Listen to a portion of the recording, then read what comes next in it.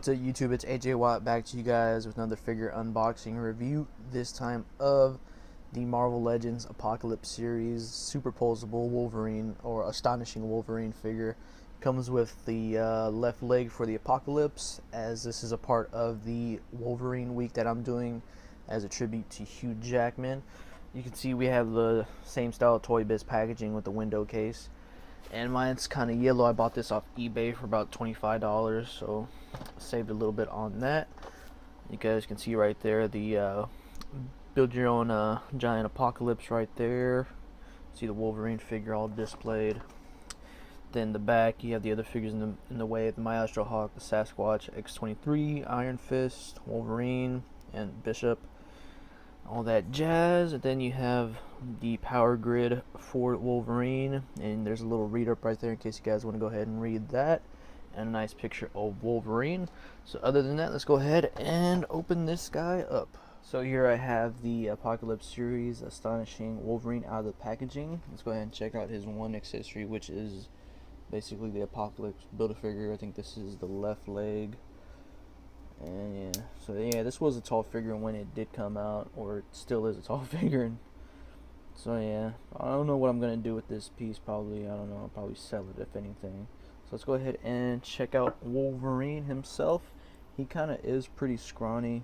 You can see for his chest. Go ahead and talk about the flaws first. So yeah, his chest is a little bit skinny, and I don't know why they did that with the belt, where they cut it in half for the waist joint. A little bit ridiculous. And then the ankle joints look pretty weak, to be honest. They are pretty weak.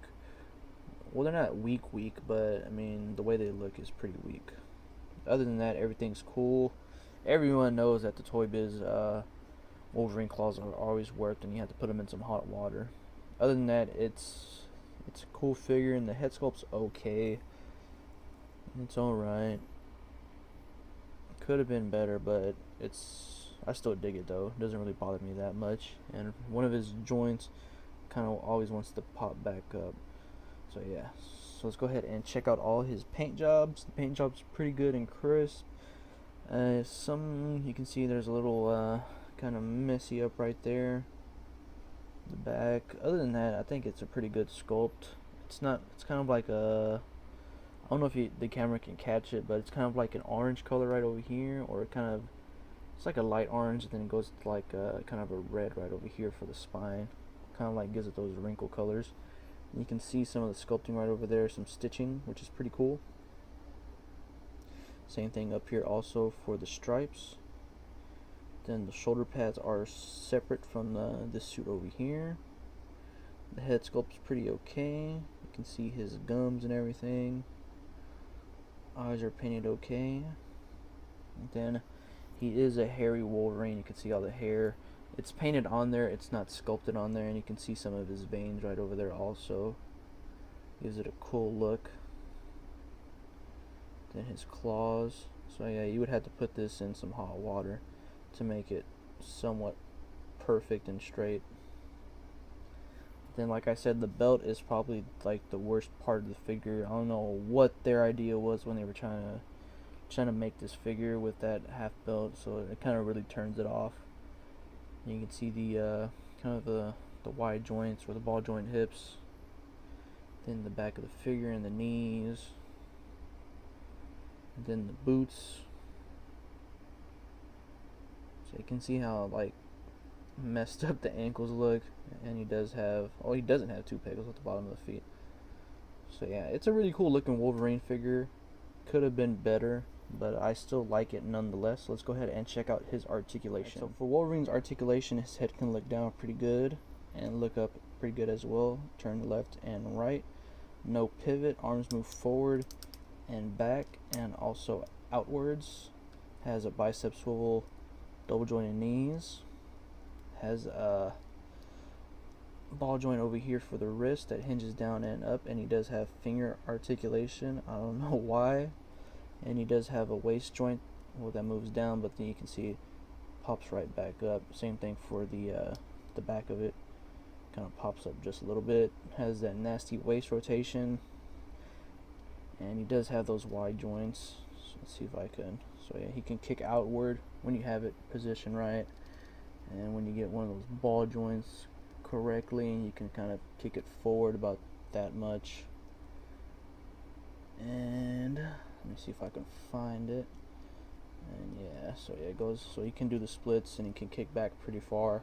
Has upper thigh rotation, double jointed knees, and feet hinge down and up, and he does have a little bit of tiny ankle pivot, just a little bit, and he has toe articulation. So he's loaded with that old classic Toy Biz articulation, not like the Weapon X where it has the useless forearms and the calves. And that's what kind of turned down the figure. The only thing that turns me down is the way the belt is, and the ab joint and the ankles. Could have been better to make this a better figure. So let's go ahead and do some comparisons. He does have kind of, or should I say, boot rotation. Sorry about that, guys. So he does have that extra articulation right there. So here we have the Astonishing Wolverine next to the Series 6 Wolverine. They stand just about the same height, but the Astonishing Wolverine is a little bit slimmer. And here we have our Series 6 Wolverine figure next to the Astonishing Wolverine, and the Series 6, they stand just about the same height, but the Series 6 just probably a tiny bit taller. And here's the Astonishing Wolverine next to the Series 7 Weapon X Wolverine, and they stand just about the same height. And here he is next to the Mafex Batman, and the Mafex Batman stands taller than the Astonishing Wolverine. So here I have the Astonishing Wolverine from the Apocalypse series out of the packaging. Well, not out of the packaging, I'll pose it up for you guys. What I give the figure is probably an 8.5 out of 10. Those tiny little flaws really kind of bum the figure out for me, but it's still a cool figure in my opinion, and it's a good little figure in my Wolverine collection. Anyways, guys, thanks for watching. If you guys like my videos, go ahead and thumbs them up, and also subscribe and follow my Instagram account, AJWattReviews, for toy news and toy pickups. Like I said, guys, thanks for watching, and you guys have a great week, and stay tuned for the rest of the Wolverine week.